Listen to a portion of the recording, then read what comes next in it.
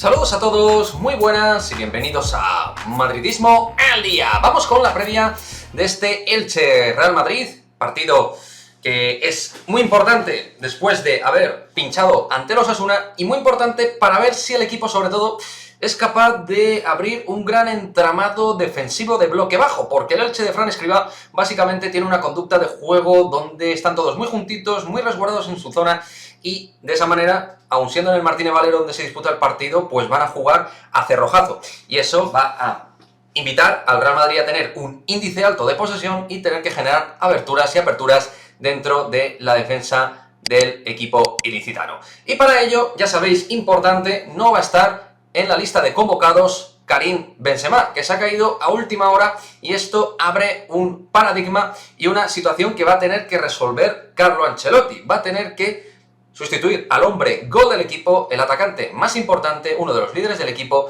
y no sabemos por quién lo va a hacer. Varias sí que son las opciones que tiene, algunas más naturales y otras, obviamente, donde tendría que redibujar el diseño ofensivo de este Real Madrid. El Elche, atención, porque es un equipo que normalmente emplea un 4-4-2, muy directo por bandas, juego directo con Boyé, un equipo que cierra bien los espacios, como digo, muy bueno en el juego aéreo, así que es realmente un equipo que en distintas cuestiones nos puede generar algunas problemáticas.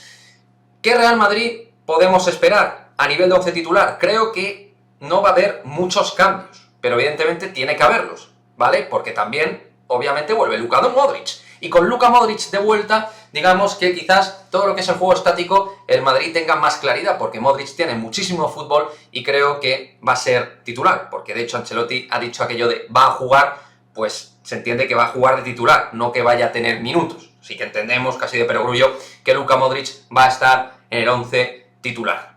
Con todo y con ello, ya sabéis, tenemos 3 partidos en poco tiempo, porque después tenemos el Shakhtar, después tenemos el Rayo y después ya partidos de selección. Así que tenemos un calendario comprimido donde elementos secundarios tienen que dar un paso al frente. Y eso es precisamente lo que tiene que hacer el hombre que entre por Karim Benzema. Yo me voy a mojar por una opción, aunque como digo, hay varias. Unas que pertenecen más, obviamente, al perfil de delantero puro y otras que se sujetan a un perfil de segundo punta o media punta. 11 posible que saque Carlo Ancelotti frente al Elche. Un Elche que, por cierto, llega 15º con 10 puntos. 11. Courtois en portería, defensa de 4 con Dani Carvajal, Eder Militao, David Alaba y Ferland Mendy. Centro del campo para Carlos Enrique Casemiro, Luka Modric y Toni Kroos. Aunque aquí tengo la duda de que a lo mejor Kroos, que jugó frente a los Osasuna y Modric no, aquí en este caso cambian las piezas y entre una por otra repitiendo Eduardo Camavinga. Pero creo que va a jugar la CMK, Casemiro, Modric y Kroos. Arriba, Vinicius y Rodrigo lo veo impepinable, o sea, los veo fijísimos dentro del 11 y yo apuesto por Eden Hazard como falso delantero. Y me diréis, bueno, con este Real Madrid que está usando tanto el juego de centros buscando el golpeo con la testa, con la cabeza, pues lo lógico sería que, por ejemplo, juegue Luka Jovic, pero es que Jovic estuvo tocado ante los Osasuna, llegó a la convocatoria justito, no veo yo que en 48 horas vaya a ser en un partido tan importante de repente titular.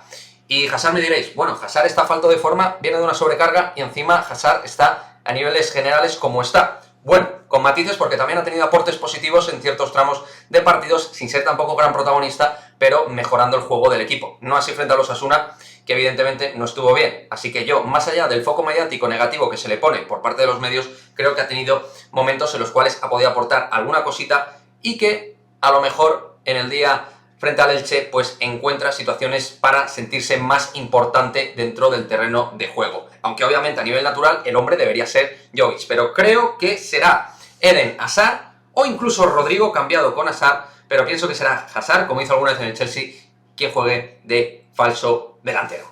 Este es el 11 que creo que va a sacar el Real Madrid. ¿Cuál es el tuyo? ¿Apuestas por Jovic, Hazard, Rodrigo, Asensio, Mariano?